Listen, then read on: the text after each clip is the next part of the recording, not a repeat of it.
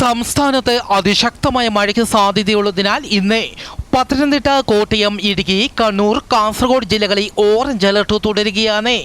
നാളെ ആഗസ്റ്റ് 6-ാം തീയതി പത്തനംതിട്ട, ആലപ്പുഴ, കോട്ടയം, ഇടുക്കി, എറണാകുളം, കണ്ണൂർ, കാസർഗോഡ് ജില്ലകളിലും ആഗസ്റ്റ് 7-ാം തീയതി മലപ്പുറം, കോഴിക്കോട്, വയനാട്, കണ്ണൂർ, കാസർഗോഡ് ജില്ലകളിലും കാലാവസ്ഥാ വകുപ്പ് ഓറഞ്ച് അലർട്ട് പ്രഖ്യാപിച്ചു. തെക്കൻ കർണാടകയ്ക്കും സമീപ പ്രദേശങ്ങൾക്കും മുകളിലായി ചക്രവാത ചുഴി സ്ഥിതി ചെയ്യുന്നു. തെക്കൻ തമിഴ്നാടിനും പുതുച്ചേരിക്കും മുകളിലായി മറ്റൊരു ചക്രവാത ചുഴിയും സ്ഥിതി ചെയ്യുന്നു. പടിഞ്ഞാറൻ ബംഗാൾ ഉൾക്കടലിന് മുകളിലായി 4.5 കിലോമീറ്റർ ഉയരത്തിൽ മറ്റൊരു ചക്രവാത ചുഴിയും സ്ഥിതി ചെയ്യുന്നു. കേരളത്തിൽ വരും ദിവസങ്ങളിലും അതിശക്തമായ മഴ തുടരും.